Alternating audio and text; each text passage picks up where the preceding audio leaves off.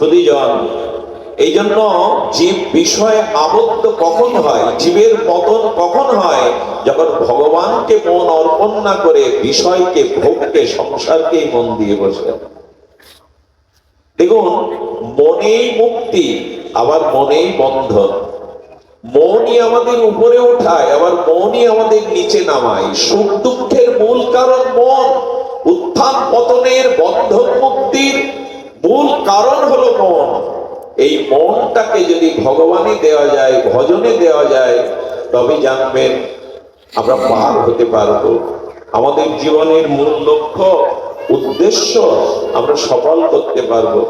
এই জন্য কশ্যপ এবং অদিতি মা, আপনারা জানেন এই কশ্যপের তপসাধনা ছিল। এই তপসাধনা আর ইন্দ্রিয় সংযম, ত্যাগ, বৈরাগ্যের দ্বারাই আমাদের সংসারকে, আমরা কৃষ্ণের সংসার করতে পারি। লক্ষ্য করবেন, চেতনা কিন্তু সবার মধ্যে আছে। ভগবান ভক্তি কিন্তু স্বতঃসিদ্ধ ভাবে সবার মধ্যে আছে। আচ্ছা, এখন তো শীত, কিছু শুকনো কাঠ আনো, কাঠ এনে কাঠের উপরে হাত রেখে দাবি করুন তোমার মধ্যে আগুন আছে, আমাকে তাপ দাও, পাবেন তো? আচ্ছা, অস্বীকার করতে পারবেন কাঠের মধ্যে আগুন তত্ত্ব নাই? যার মধ্যে আগুন আছে তার উপরে হাত দিয়ে বারবার আহ্বান করছেন, আমার তাপ, আমার শীত দূর করো, তাপ দাও, দিতে পারবে তো? অথচ ওর মধ্যে আগুন আছে। কি করতে হবে জানেন?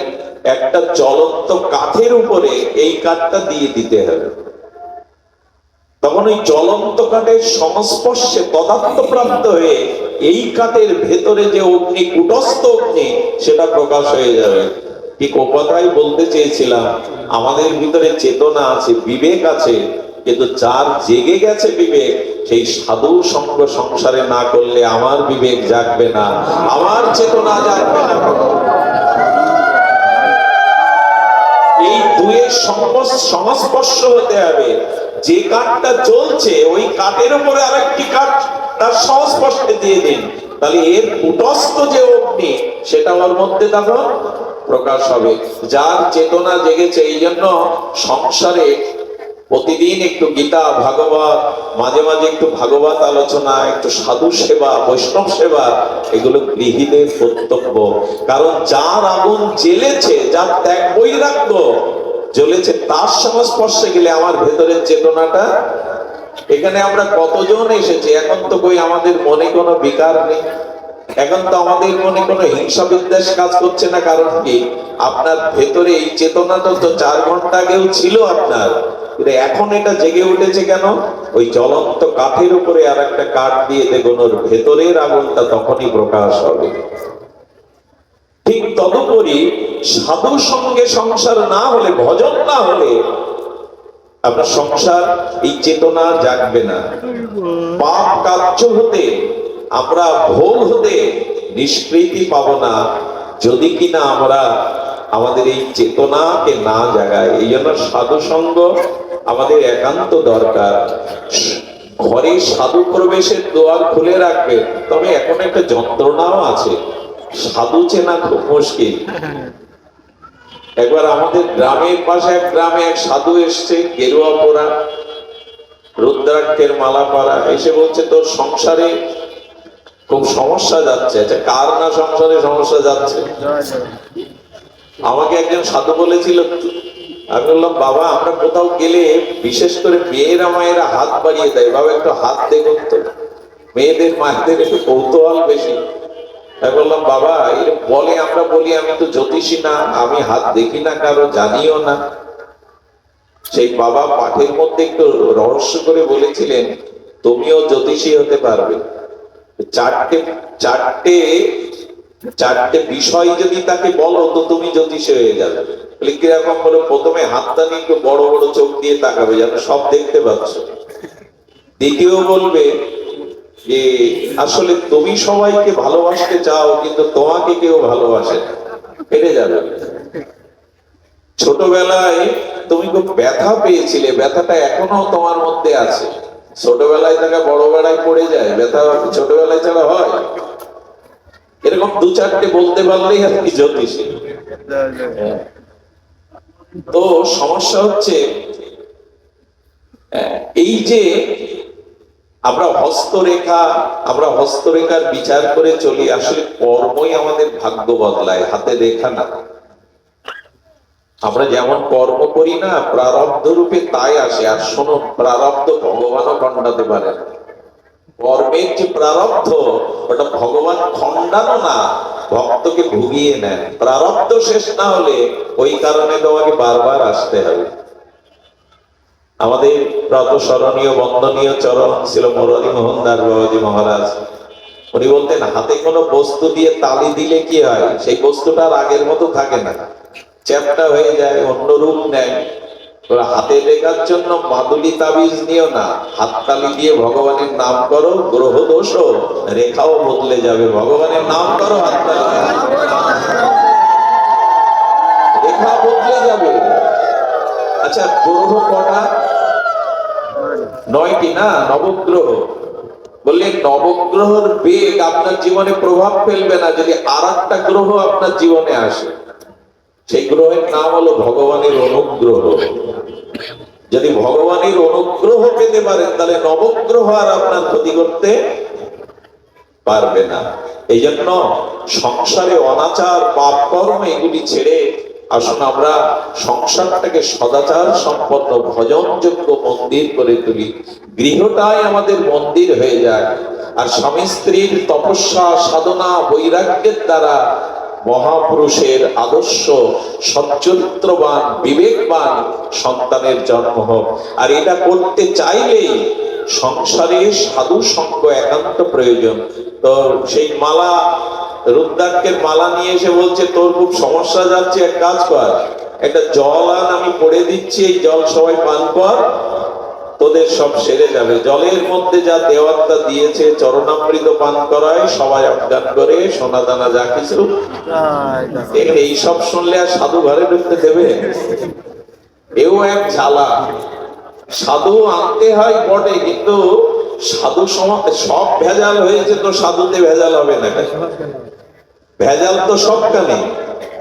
আরে মাঝে একজন বিষ খেয়েছে তো মরেনি, ডাক্তারকে বলছি, বাবু এত বিষ খেলো, বললো না, বলে বিষেও ভেজাল ছিল। বিষেও ভেজাল, ভেজাল সবখানে, তো সাধুতেও ভেজাল হবে না কেন? ওটা বাদ যাবে কেন? তবে হ্যাঁ, যদি এরকম সবসময় সন্দেহ দৃষ্টিতে দেখেন, তবে ভগবান আরও মনে হবে অসাধু। সবসময় সন্দেহ করা উচিত নয়। তবে সাধুর কিছু বিশেষ লক্ষণ তার ব্যবহারে ধরা পড়ে। এগুলোর অবশ্য চেতনা থাকা দরকার, জ্ঞান থাকা দরকার। সাধুর কিছু বিশেষ লক্ষণ কি জানেন? প্রথম লক্ষণ, যাকে দেখলেই শ্রদ্ধাটা ভেতর থেকে আসে, বলে তো এ না। শ্রদ্ধাবোধটা, যাহারে দেখিলে মুখে আইসে কৃষ্ণ নাম, সেই সে জানিও বৈষ্ণব প্রধান। যাকে দেখলেই একটা শ্রদ্ধাবোধ জাগে, ভেতরটা শুদ্ধ না হলে তো শ্রদ্ধাবোধ জাগে না। যাই হোক, প্রসঙ্গ ছিল যে ভগবানকেও পুত্র রূপে এই সংসারই আনতে পারে। শুধুবৃন্দ, আমি এই কথাগুলি এই কারণে জানালাম যে এই সংসারটা আমাদেরকে মহাপ্রভুর আদর্শে গড়ে তুলতে হবে। আর মনুষ্য জীবন গড়ে তোলার কয়েকটি মন্ত্র আমরা একটু সামান্য আস্বাদন করে পাঠ বিশ্রাম করব। দেখুন, অনেক জন্ম হয়ে গেছে, অনেক অনেক অনেক জন্ম আসা যাওয়া হয়ে গেছে, কিন্তু জাগতে পারিনি, এখনো জাগা হয়ে ওঠেনি। এই জাগাকে পেয়ে, এই পরশ পাথরটা কে যে লোহাকে সোনা করবে, এটাই হলো সাধু সঙ্গ, এটাই হলো শ্রীগুরু কৃপা, মহতের কৃপা। আমরা অনেক জন্মেই ঘুমিয়ে আছি, আমাদের চেতনা, আমাদের বিবেক জাগেনি। আর এই জন্য ভগবত প্রাপ্ত হলে তো জগতে আসতাম না, ভগবত ধামে ফিরে যেতাম, চিন্ময় শাশ্বত স্বরূপ রাজ্যে ফিরে যেতাম। বারবার এখানে আসছি, কর্মফল ভোগ করছি, সুখ দুঃখ। তার মানে আমাদের ভগবত প্রাপ্তি হয়নি, আমাদের শুদ্ধ ভক্তি হয়নি। আমরা এখনো বারবার এই আসা যাওয়া করছি, কারণ পরশ পাথর পাইনি আমরা, আমাদের চেতনা জাগ্রত হয়নি। শুধুবৃন্দ, এই চেতনা জাগ্রত করতে গেলে সাধু কৃপায় একটি মাত্র গুণ আসুন আমরা অর্জন করি, যে গুণটুকু আজকে যদি ধারণ করেন এখান থেকে, আপনার জীবন এই মুহূর্তেই বদলে যাবে।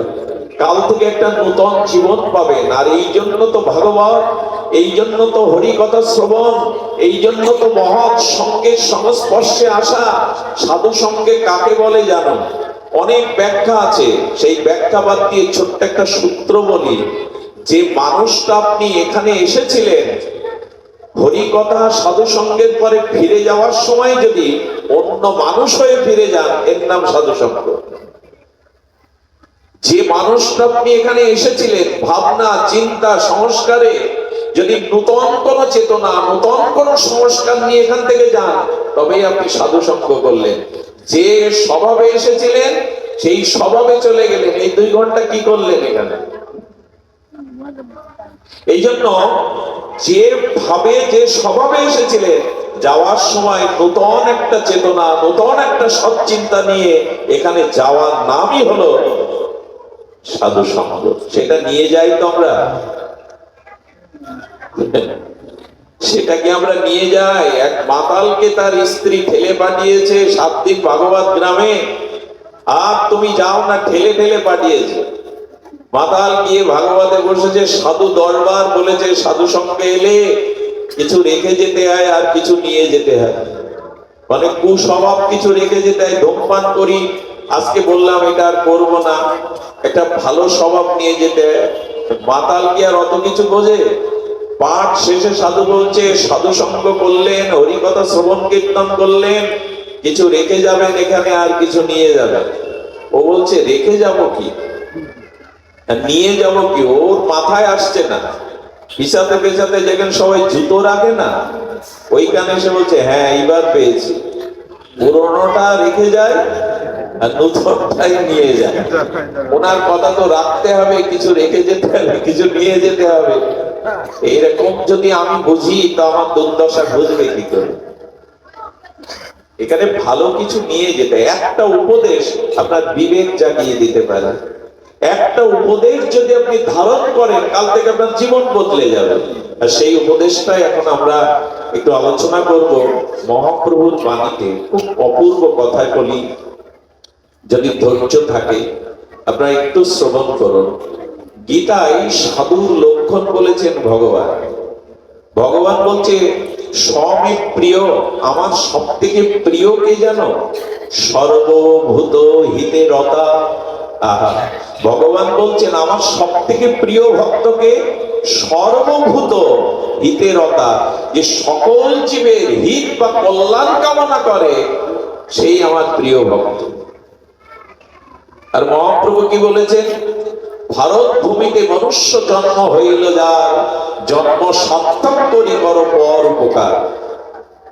শ্রীকৃষ্ণ চৈতন্য মহাপ্রভুর বাণী। সাধুত্ব সেখানে যেখানে অন্যের কল্যাণ চিন্তা আপনার হৃদয়ে থাকবে, শুধু নিজের স্বার্থ চিন্তা নয়, একে বলে পরার্থ। অন্যের চিন্তা, অন্যের কল্যাণের চিন্তা, এটাই সাধুত্ব, এটাই জগতের শ্রেষ্ঠতম গুণ, এটাই আপনার মনুষ্যত্ব বিবেকের পরিচয়। যে আপনার দ্বারা এই সৃষ্টি কতটা কল্যাণ পেল, মানুষ কতটা উপকৃত হলো, এটাই আপনার পরিচয়। মালা তিলক বাইরের পোশাক এগুলো সাধুত্ব বটে, এগুলো পরিচয় বটে, কিন্তু সাক্ষাৎ সম্পূর্ণ পরিচয় আপনার দ্বারা পরের হিত কতটুকু হয়, পরের কল্যাণ কতটুকু আপনার দ্বারা হয়, এটাই সাধুত্বের পরিচয়। আমি গীতা ভাগবতের বাইরে কোনো কথা বলছি না। গীতাতেই ভগবান বলেছেন সর্বভূত হিতে রতা। মহাপ্রভু বললেন পর উপকার, অন্যের কল্যাণ, অন্যের চিন্তা যদি হয় তবে তুমি জেগে যাবে। আর কোনো জন্ম মৃত্যু অভিশাপ ভোগ করতে তোমায় আসতে হবে না। একবার নিজের জীবনটা অন্যের কল্যাণে বিলিয়ে দাও। যতটুকু সামর্থ্য আছে তোমার কাছে, সেই সামর্থ্যটুকু, যদি বলে আমার কোনো সামর্থ্য নেই, তবে মনের দ্বারা অন্যের উপকার করেন। মনের দ্বারা অন্যের উপকার কি?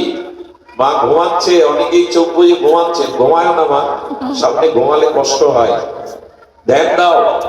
আপনার সামর্থ্য নয়, আপনি মনের দ্বারা পর উপকার করতে পারেন। মনের দ্বারা পর উপকার হলো মনে মনে সবার মঙ্গল চিন্তা করা, কারো অনিষ্ট চিন্তা না করা। কিছু নেই আপনার, আপনি অন্যের উপকার করতে পারেন। এই জন্য তো আমাদের ঋষিরা আমাদের মন্ত্রে, প্রতিটি সনাতনীদের মন্ত্রে ঘুম থেকে উঠে বিছানায় বসে আমাদের এই মন্ত্র শিখিয়েছিলেন। ওম সর্বে ভবন্তু সুখিনা, সর্বে সন্তু নিরাময়া, সর্বে ভদ্রাণি পশ্যন্তু, মা কশ্চিৎ দুঃখ ভাগ ভবেৎ। জগতে কেউ যেন দুঃখ না পায়, সকলেই যেন সুখে আয়। এই উদার বিশ্বজনীন বাণী একমাত্র সনাতন ধর্মের ঋষিরা বলে দিয়েছেন। প্রভাতে উঠেই তুমি সবার সুখ, সবার মঙ্গল কামনা করো, এটাই তো পরোপকার। আরে সামর্থ্য নেই তো মনে মনে অন্যের অনিষ্ট চিন্তা না করে মঙ্গল চিন্তা করো। বাণী দিয়েও পরোপকার করা যায়। আপনার মুখের কোনো কথা যেন কারো অপমান সূচক না হয়, আপনার মুখের কথা যেন কারো বেদনা কষ্টের কারণ না হয়। হিত বলুন, মিষ্টি করে বলুন। অহেতুক মানুষের বাক্য দিয়ে অন্য প্রাণীকে, কঠোরতা দিয়ে, কর্কশতা দিয়ে অন্য প্রাণীকে অপমান আঘাত করা, কুরুক্ষেত্রের যুদ্ধ হতো না। এর অনেকটা কারণ দ্রৌপদী। ইন্দ্রপ্রস্থে যেদিন দুর্যোধন যায়, ইন্দ্রপ্রস্থটা গোবিন্দ বিশ্বকর্মা দিয়ে এমন করে তৈরি করেছিলেন, এখানে দেখা যাচ্ছে মানে এখানে সমান মেঝে, কিন্তু ওইখানে জল। দুর্যোধন বুঝতে পারেনি, হাঁটতে গিয়ে সে জলেই পড়ে গেছে সমান মনে করে। অপমানিত একজন মানুষ পড়ে গেল সবার সামনে, দ্রৌপদী করে উঠলে, বাবা অন্ধ তা ছেলে কি হলো? দুর্যোধনের মনে প্রতিশোধ স্পৃহা জেগে গিয়েছিল, সময় পেলে এই অপমানের জবাব আমি দেব। ওই একটা কথায় দুর্যোধনের হৃদয়ে আগুন জ্বেলেছিল। এই জন্য বাক্যই মানুষের সাথে শত্রুতা তৈরি করে। শাস্ত্র বলছে বাণীর দ্বারা কারো অহিত, কারো অকল্যাণ এটা বলো না, চেয়েও না, এর দ্বারাও পরোপকার হয়। আর যদি সামর্থ্য থাকে তবে দেহ দিয়ে, সম্পদ দিয়ে অন্যের কল্যাণ করো। এটাই সাধুত্ব, এটাই সেবা, এটাই আদর্শ। কিন্তু আজ আমার ঘরের মধ্যে বউ, ছেলে মেয়ে, আত্মীয় কুটুম্ব, আমরা খেয়ে পরে জীবন ভালোভাবে কাটাবো, অন্যরা গোলায় যাক, নষ্ট হোক, মরে যাক, তাতে আমার কি? এই হয়েছে বর্তমান অবস্থা। অন্য গোলায় যাক, স্বজাতি মরে যাক, আমাদের স্বজাতির বিপদে বুক কাঁপে কাঁপে না। অন্য জাতির দিকে তাকিয়ে দেখুন, আমাদের স্বজাতিরা আগুনে পুড়ে মরলেও আমাদের বুক কাঁপে না। আমরা হাসি, আনন্দ, আমরা অনুষ্ঠান বন্ধ করি না। অন্য জাতির দিকে তাকান। এই জাতি আজ এদের স্বজাতির প্রতি এদের দরদ কোথায়? স্বজাতিকে নিজের একটা অঙ্গ ভাবুন। আমার একটা হাত আঘাতগ্রস্ত হলে যেমন আমি ব্যথা পাই, স্বজাতিকেই তেমন নিজের অঙ্গ ভাবুন। কিন্তু এই কথা কোথায় বলবে? স্বজাতির বিপদে বরঞ্চ আমাদের আনন্দ হয়। ওর হয়েছে তো আমার কি? এই ভাবতে ভাবতে এই জাতিটাই পিছিয়ে পড়েছে, এই জাতিটার অস্তিত্ব সংকটে পড়েছে, শুধু এই ভাবতে ভাবতে যে ওর হয়েছে তো আমার কেন। শুধুজন, এই জন্য মহাপ্রভু পরোপকারের কথা বলেছেন, লোককে জাগানোর কথা বলেছেন। মনে আছে কাজী উদ্ধার মহাপ্রভু নিজে পারতেন না? স্বয়ং ভগবান খোল ভেঙে দিল, হরিনাম বন্ধ করলো, কাজী উদ্ধার মহাপ্রভু পারতেন না? বলেন কাল সবাই এসো, খোল করতাল নিয়ে, হরিনাম নিয়ে, মশাল জ্বাল, সবাইকে ডাকছেন কেন মহাপ্রভু? রাম ভগবান মা জানকীকে উদ্ধার করতে পারেন না উনি? কেন সুগ্রীবকে ডাকছেন? কেন মানবদেব ডাকছেন? কেন হনুমানকে ডাকছেন? কেন? যেন সবাইকে যোগ্য করে তোলার জন্য, সবাইকে ধর্মের অংশীদার করার জন্য। ভগবান একা চলেন না। রামচন্দ্রের সীতা উদ্ধারে বানর লাগে, এগুলো আমরা উপলব্ধি করি যে ভগবান একা চলতে চাইছেন না, সবাইকে সাথে নিয়ে চলতে চাইছেন, অযোগ্যকে যোগ্য দান করতে চাইছেন। আমরা এখন একলা চলো নীতিতে। আপনি পড়ে যান, শেষ হয়ে যান, আমাদের বুক কাঁপে না। কে আগুনে পুড়লো, কে মরলো, ওতে আমাদের বুক কাঁপে না। এই জন্য অন্যের ব্যথা নিতে চেষ্টা করুন, তবে আপনার ব্যথা দূর হবে। অন্যের কল্যাণ চিন্তাটা হৃদয়ে রাখুন, তবে আপনার কল্যাণ সূচিত হবে, নাহলে হতে পারে না। শুধুজন, এই জন্য মানুষের জীবন এখানেই সত্য সুন্দর হয়ে উঠতে পারে, ভক্তি চেতনা বিবেক জাগতে পারে যদি পর উপকারের জন্য বেঁচে থাকেন আপনি। এই চিন্তা এই চেতনা যদি আপনার মধ্যে জেগে ওঠে। কয়েকটি দৃষ্টান্ত মনে এসছে, এই পর উপকার না জাগলে আমাদের জাগবে না। মনে আছে প্রায় 100 বছর আগের ঘটনা, কলকাতা হাইকোর্টে একজন বিখ্যাত উকিল ছিলেন, তার নাম শুনলে আপনারা সবাই বুঝতে পারবেন, দেশবন্ধু চিত্তরঞ্জন দাস। আপনারা অবাক হয়ে যাবেন, কলকাতার হাইকোর্টে 100 বছর আগে তার আয় ছিল লক্ষ টাকা প্রতিদিন। চিন্তা করতে পারেন, যে কেস তিনি হাতে নিতেন সেই কেসে তিনি বিজয়ী হতেন।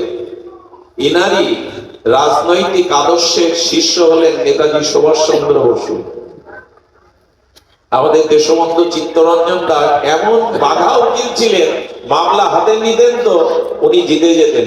ওই 1 লক্ষ টাকা হাইকোর্ট থেকে আয় করে আধা ঘন্টা বাড়ি এসে গরিব দুঃখীদের মাঝে বিলিয়ে দিতেন। শত শত লোক ওনার বাড়ির সামনেই বসে থাকতো। একদিন মহাত্মা গান্ধী, তখন ভারতের স্বাধীনতা আন্দোলনের সূচনা হয়েছে, বিপ্লবীদের অর্থ দরকার, একদিন মহাত্মা গান্ধী এলেন। এসে দেখলেন ওই সময় ব্রিটিশ সরকারের বিরুদ্ধে কেস লড়ে এক স্টেটের মানে একটা ক্ষুদ্র রাজ্যের রাজাকে জিতিয়ে দিয়েছিলেন এই দেশবন্ধু চিত্তরঞ্জন। তো তাকে 4 লাখ টাকা দেয় ওই স্টেটের মালিক রাজা। এই 4 লাখ টাকা 1 ঘন্টার মধ্যে উনি যখন বিলিয়ে দিলেন, মহাত্মা গান্ধী বিস্ময় প্রকাশ করে একটা গোপনে একান্তে ডেকে বললেন, এখানে যারা আসেন সবাই কি দানের যোগ্য? আপনাকে ঠকাতে, অর্থটাকে ঠকিয়ে নেওয়ার জন্যই তো আসে। দেশবন্ধু মহাত্মাজির সামনে হাত জোড় করে বললেন, মহাত্মাজি, আমি তো দেখি ওদের মধ্যে নারায়ণ বসেছে, ওদের মধ্যে আমি নারায়ণকে দেই, গোবিন্দকে দেই, আমি গরিব দুঃখী বিচার করে দেই না। আমি তো দেখি ওদের মধ্যে নারায়ণ আছেন, দরিদ্র নারায়ণ রূপে দাঁড়িয়ে, আমি বিচার করি না যে ওরা ঠকাতে এসছে কিনা। এই ছিল দেশবন্ধু চিত্তরঞ্জন দাসের। একটি মামলায় তিনি পরাজিত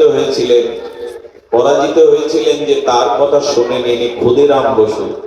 বলেছিলেন, বোমাটা তুমি মারোনি একবার, তোমার অল্প বয়স, আমি বাঁচিয়ে দিতে পারি, একবার বলো।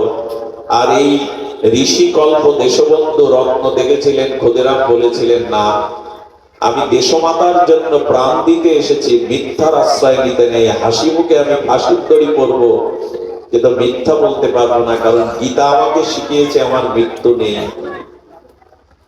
আত্মার মৃত্যু নেই। এই দেশবন্ধু চিত্তরঞ্জন সারাটা জীবন দিয়ে গেছে। দেখুন তো পরোপকারের দৃষ্টান্ত আপনাদের মনে আছে। পরের ব্যথায় যারা ব্যথিত না, ভক্তমান চরিত্রে একটা ঘটনা আমি পড়েছিলাম, শুনেছিলাম। 2 বন্ধু বহু পুরাকালে, এটি গল্প নয়, সত্য ঘটনা। 2 বন্ধু বহু সুদূর অতীতে, শরণাতীত অতীতে 2 বন্ধু।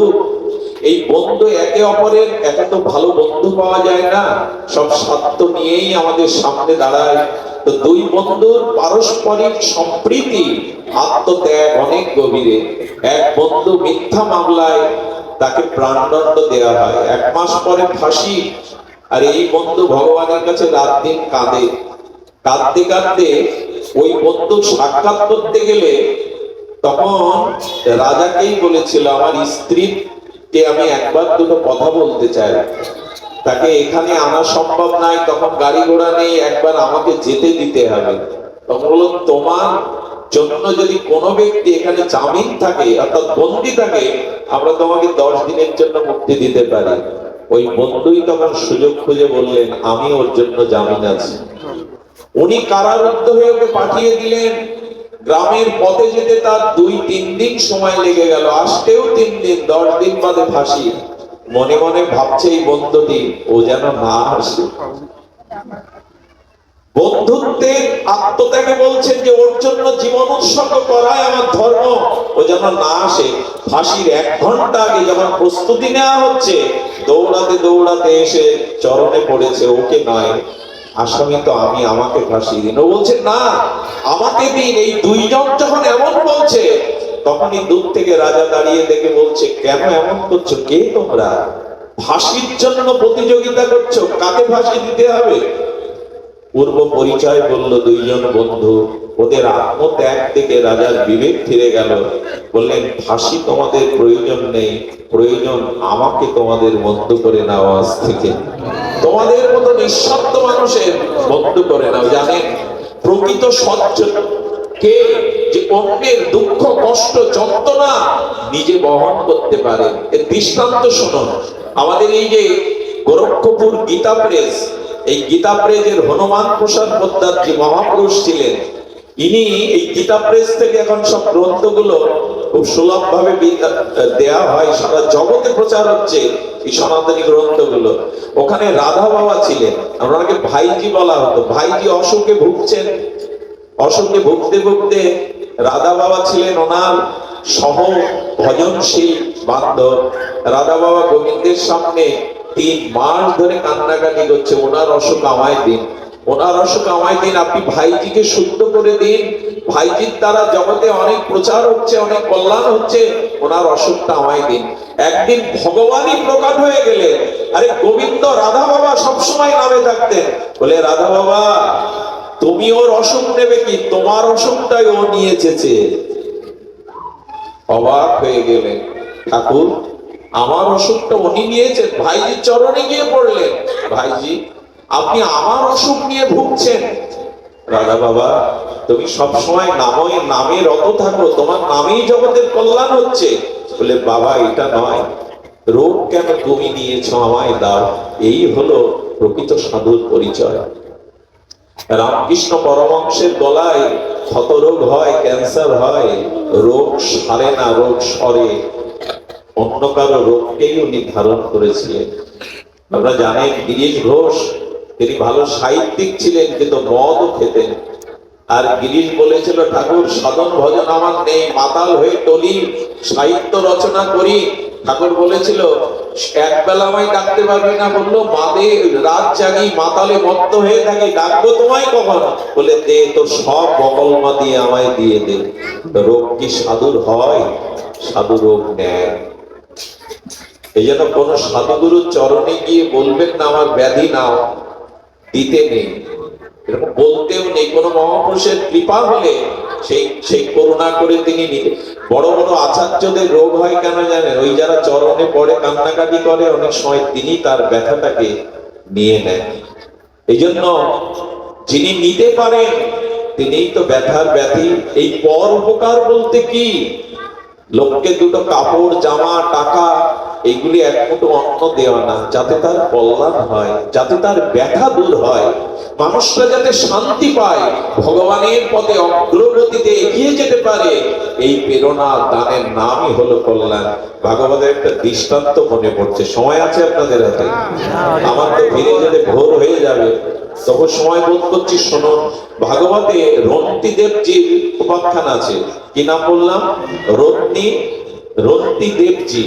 এনার উপাখ্যানটা বাদিয়ে রাখার মতো চিত্তে শুনুন তবে মন দিয়ে। এই রন্তি দেবজি ছিলেন প্রজাবৎসল, ন্যায়বৎসল রাজা। এখন দুর্ভিক্ষ হয়ে প্রজারা না খেয়ে মরতে থাকে। উনি মন্ত্রীদের ডেকে বললেন, আমার করণীয় বলো। বললো, রাজ ভান্ডারে যা আছে খুলে দিন ওদের বাঁচাবার জন্য। রাজ ভান্ডারও শেষ হয়ে গেল, রাজারও কিছু নেই ঘরে, সব দিয়ে দিয়েছে। অন্ন কষ্ট প্রজাদের, যখন দিতে পারছে না, না খেয়ে কাতরাচ্ছে, কারণ অনাবৃষ্টিতে ফসল হয়নি। অনাবৃষ্টিতে ফসল না হওয়ায় রাজকোষ থেকে সব দেওয়াতে যখন প্রজারা কষ্ট পাচ্ছে, বিনিদ্র রজনী দেখে, ছাদের উপরে দেখে নিরীহ আত্মনাদকারী প্রজাদের দেখতেন আর কাঁদতেন রত্নীদের। রাজার প্রজারা হলো তার সন্তান। আমার সন্তানগণ মাটিতে কাতরাবে, বুভুক্ষ, দুর্ভিক্ষে, অন্ন কষ্টে, আর আমি রাজপ্রাসাদে শুয়ে থাকবো?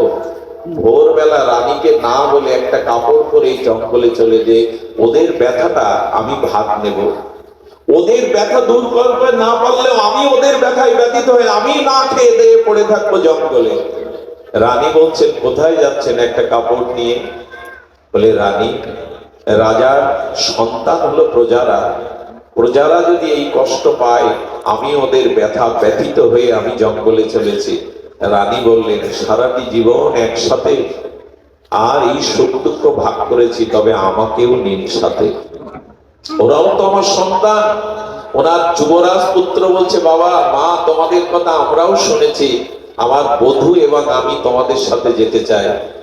রাজ পরিবারে কর্মচারীদের রেখে চারজন জঙ্গলে গিয়ে চারটে বিককে, আমি গল্প শোনাচ্ছি না, ভাগবত শোনাচ্ছি, চারজন বসলেন ওখানে ক্ষুধা তৃষ্ণায়। এক সপ্তাহ পরে যখন ওদের রাজা তো না খেয়ে থাকতে পারে, কিন্তু ওই প্রজাদের কষ্টকে জানার জন্য, গ্রহণ করার জন্য, এই ব্যথায় ব্যথিত হওয়ার জন্য এই চারজন ভগবানকে ডাকছে। 7টা দিন অতিবাহিত হলে ধর্মের পক্ষ থেকে, ভগবানের পক্ষ থেকে একটা কিছু যন্ত্রে করে এলো তাদের অন্ন এবং পানীয় জল।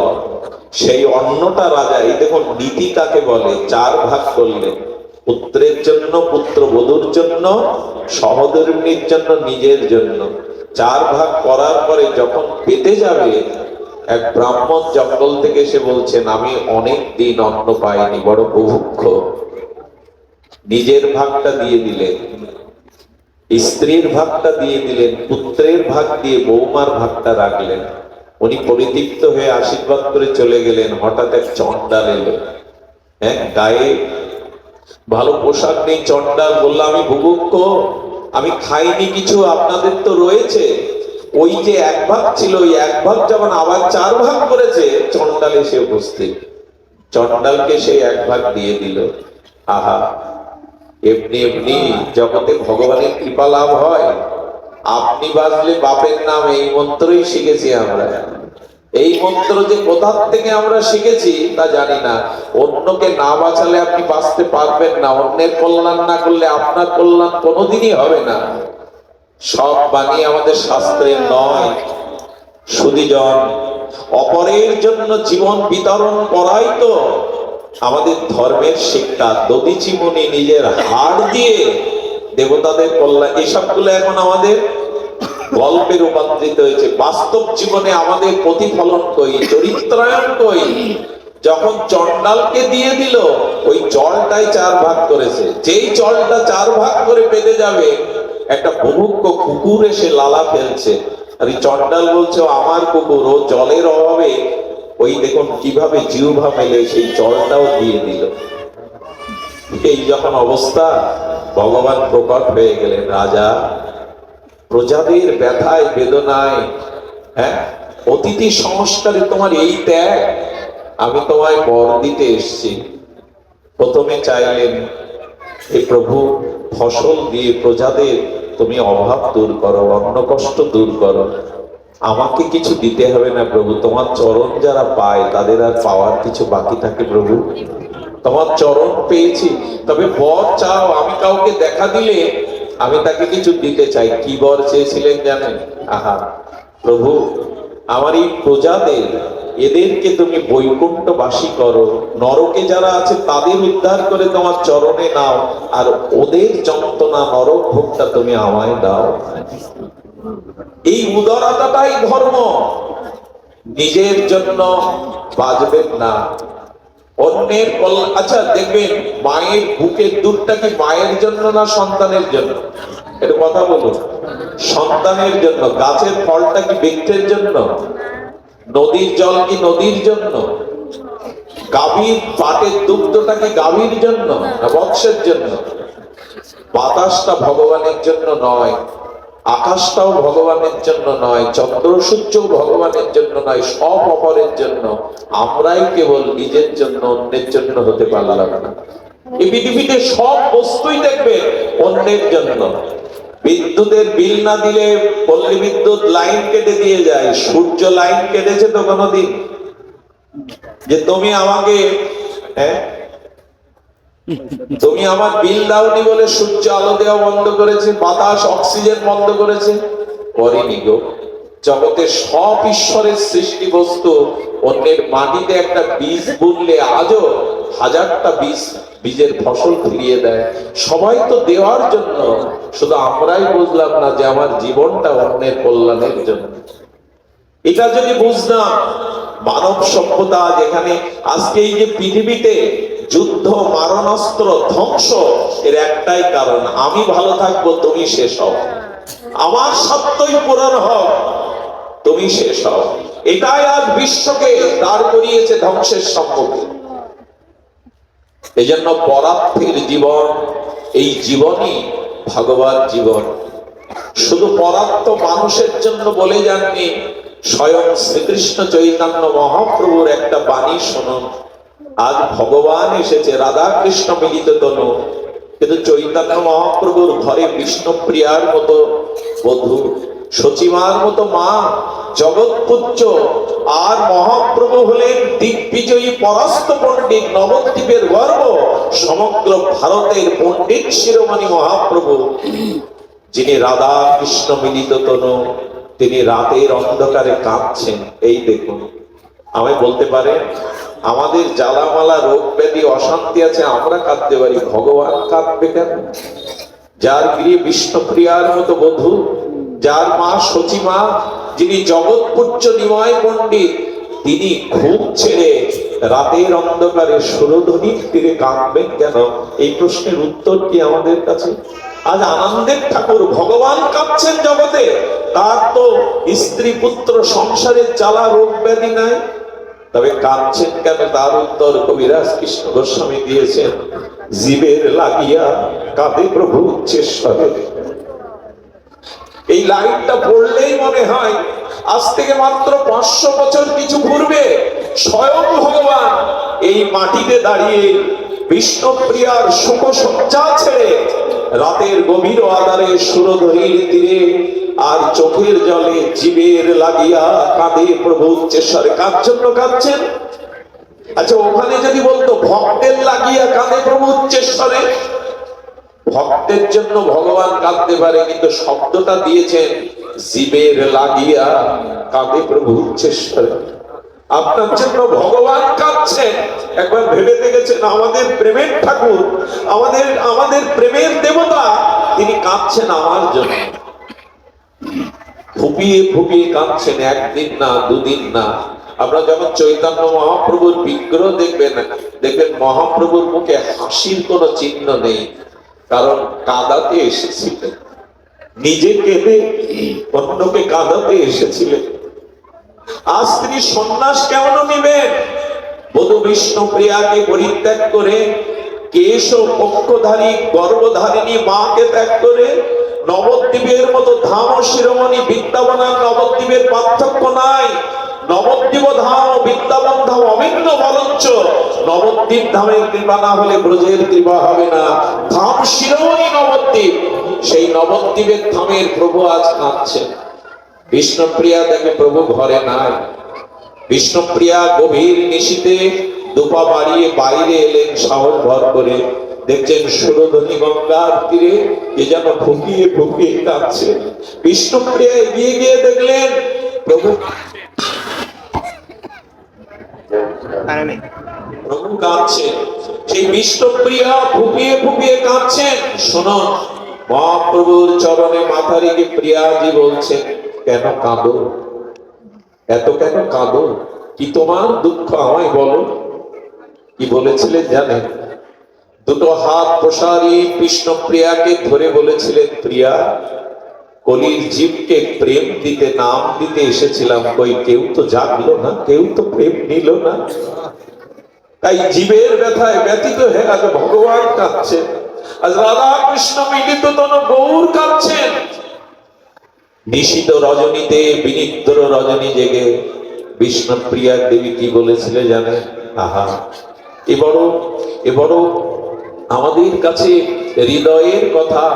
বিষ্ণুপ্রিয়া দেবী বলেছিলেন, প্রভু, নিজে না কাঁদলে অন্যকে কাঁদানো যায় না, নিজে না মজলে অন্যকে মজানো যায় না। আমার কি মনে হয় জানো, সংসারে প্রভু তুমি, আমি আর মা আছি। আমার মনে হয় তোমার একার কান্নায় জীবের হৃদয় ভুলবে না। তুমি একা কতটা কাঁদবে? তাই এসো আমাদেরও সাথে নাও। আমি আর মা ঘরে কাঁদি, আর তুমি জীবের দুয়ারে দুয়ারে কাঁদো। আমাদের তিনজনের ক্রন্দন কান্নাই যদি জীবের হৃদয় দ্রবীভূত হয়, সারাটি জীবন এই তিনজন কেঁদেছে জীবের জন্য, আমাদের জন্য। একবার ভেবে দেখেছি, ভগবান কাঁদছেন আমাদের জন্য। জীব জাগো বলে গোরা চাদর, কই জাগলাম, কই আমরা? সারাটা জীবন ভোগ বিলাস সংসার করতে এসেছিলাম, দেহ ভোগ করতে এসেছিলাম, স্ত্রী পুত্র বন্ধু কুটুম্ব সংসার তো জন্ম জন্ম পেয়েছি, ভজন তো করিনি। ভগবান কাঁদছেন আপনার জন্য, একবার ভেবে দেখুন তো ভগবানের কি দায় পড়ে গেছে। ভগবান বললেন, যত পাপ করে থাকো আমি তোমাকে পরিত্যাগ করি না, যে কুলেই জন্মাবে আমি আত্মা রূপে তোমার হৃদয়ে থাকবো, কারণ আমি যে তোমায় ত্যাগ করতে পারি না, তুমি যে আমার। মমৈবাংশ জীবলোক জীবভূত সনাতন, তুমি আমার অংশ, আমি তোমায় ত্যাগ করিনি। এই জন্য ভগবান আমার হৃদয়ে বসে আছেন পরমাত্মা রূপে, আত্মা রূপে, আমি যে তা। আমাদের অদ্বৈত আচার্য শান্তিপুর পুরন্দার এই গোড়ামালি অদ্বৈত আচার্য কি দেখছেন? প্রকটিত হইয়া আচার্য করেন বিচার, কৃষ্ণ ভক্তি শূন্য সব বিষয় ব্যবহার। অদ্বৈত আচার্য শান্তিপুর পুরন্দার দেখছেন, সবাই ছেলের বিয়ে মেয়ের বিয়েতে লক্ষ লক্ষ টাকা খরচ করে, অথচ জন্মাষ্টমী করে না। আজ মানুষ বিড়াল আর কুকুরের বিয়ে দিয়ে বনভোজন করে আমোদ করার জন্য, একজন সাধুকে এক মুঠো দেয় না। এই দুর্দশা থেকে অদ্বৈত হৃদয় কাঁদলো। অদ্বৈত ব্যথিত হয়ে বাবলা তলায় চোখের জলে তুলসী পাতায় কৃষ্ণ নাম লিখে সুরধ্বনি গঙ্গায় ভাসিয়ে দিতে লাগলো। প্রভু, এই জীবগুলোকে তুমি ছাড়া কে রক্ষা করবে? আমার মতো আচার্যের কাজ নয়, সবার দ্বারা সব হয় না, তুমি নেমে এসো। হে প্রভু, এই জীবে উদ্ধারের জন্য তুমি নেমে এসো। আজ ভগবান শিব আর বিষ্ণু একসাথে কাঁদছেন অদ্বৈত আচার্য, সবাই তো কাঁদছেন আমাদের জন্য। আমরা তাদের চোখের জলে কি মূল্য দিলাম বলুন তো? এই জন্য ভগবান পরোপকারের জন্য, জীবকে কৃষ্ণ প্রেম দানের জন্য কাঁদছেন। মহাপ্রভুর প্রেম দান বড় বিস্ময়। নিতাই চাঁদ মাথার রক্ত রুধির ঝরিয়ে জগায় মাদাইকে করুণা করলেন। আমার নিতাই চাঁদ রক্ত ঝরিয়েও জীবকে করুণা করলেন। কোথায় আমাদের সেই চরিত্র? তাই আসুন সবশেষে অনুরোধ করি, জীবন সার্থক করুন আর অন্যকেও সার্থক করা। পর উপকার করতে গেলে এক বুভুক্ষ ক্ষুধার্ত ভিখারি আপনার সামনে, বাবু 10টা টাকা দিন। আপনার পকেটে যদি 10 টাকা দেওয়ার সামর্থ্য না থাকে তো নীতি বাক্য আউড়িয়ে লাভ আছে? তোমার কত ক্ষুধা, তুমি কত কষ্টে আছো, এই পানিতে পেট ভরবে না। যদি পারো আগে 10 টাকা সামর্থ্য অর্জন করো, তারপরে 10টা টাকা দাও। অন্যের উপকার বললেই কিন্তু করতে পারবেন না। নিজের সেই মন তৈরি করুন, সামর্থ্য তৈরি করুন, তবে অন্যের কল্যাণ করতে পারবেন। আর পৃথিবীতে সব থেকে বড় কল্যাণ করছেন আমাদের এই ঘোষ বাবু। পৃথিবীতে সব থেকে বড় কল্যাণ, মানুষকে অন্নদান, বস্ত্রদান, এগুলি দান বটে, শ্রেষ্ঠ দান হলো ধর্মদান। কারো ভিতরে যদি ধর্মীয় চেতনা দান করা যায়, তবে তার এক জন্মের উপকার করলেন না, জন্ম জন্মান্তরের আত্মাকে আসতে হবে না। এই জন্য যে হরি কথা, এই যে হরি নাম, এই বৈষ্ণব সেবা, এই যারা কষ্টার্জিত অর্থ ব্যয় করে এগুলি করে, আজ কত মানুষ এসেছেন। আমরা এই হরি কথা, এই সাধুসঙ্গ স্বর্গে নাই, বৈকুণ্ঠেও নাই, একমাত্র এই ধরিত্রীতে সাধুগুরু বৈষ্ণব যেখানে হরি কথা গুণকীর্তন করে, সেখানেই ভগবান আসেন, সেখানেই তার বাস। নাহান বসামি বৈকুণ্ঠে যোগিনাং হৃদয় নচা মদ ভক্ত যত্র গায়ন্তি তত্র তিষ্ঠামি নারদ। যেখানে আমার ভক্তগণ মিলিত হয়ে আমার গুণকীর্তন করে, আমি সেখানেই অবস্থান করি। যোগীদের হৃদয়ে সর্বদা থাকি না, বৈকুণ্ঠেও আমি সর্বদা থাকি না। তাই আজ যারা কষ্টার্জিত অর্থ দিয়ে মানুষের কল্যাণে ধর্ম চেতনা জাগাবার জন্য এই ভাগবত, এই হরিনাম, এই বৈষ্ণব সেবার আয়োজন করে, এরাই শ্রেষ্ঠ পরোপকারী। আপনাদের কল্যাণ হোক, সকলের মঙ্গল হোক। এখান থেকে কিছু নিয়ে যাবেন, আর এই নিয়ে যাওয়া কায় মনোবাক্যে যেন আমরা অন্যের কল্যাণ চিন্তা করতে পারি। জয় হোক আজকের অনুষ্ঠানে, জয় হোক ভক্তমণ্ডলের, জয় শ্রী গুরু প্রেমানন্দে গৌর।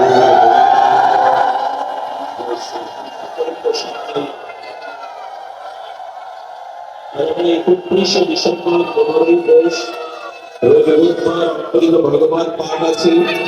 এই জীবাগমে আগবার কথা আছে কি প্রভাকর দিয়ে আমরা আমাদের কার্তিক বাবা উঠে দাঁড়িয়ে আপনাদের নিমন্ত্রণ করছেন মকসেদপুর প্রভাকর দিয়ে আগলায় 31শে ডিসেম্বর 15ই পৌষ এই জীবাগমের আগবার কথা আছে, আপনারা নিমন্ত্রিত।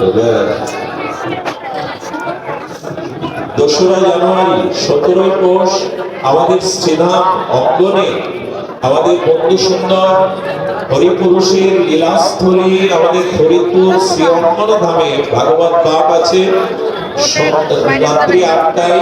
এই জীবাগমের আগবার কথা আছে। শ্রী শ্রী দিবঙ্করী দেবীর আবহ মূর্তি প্রতিষ্ঠা উপলক্ষে এই অনুষ্ঠান আপনারা নিমন্ত্রিত। জয় জগৎবন্ধু, জয় হরিপুর, জয়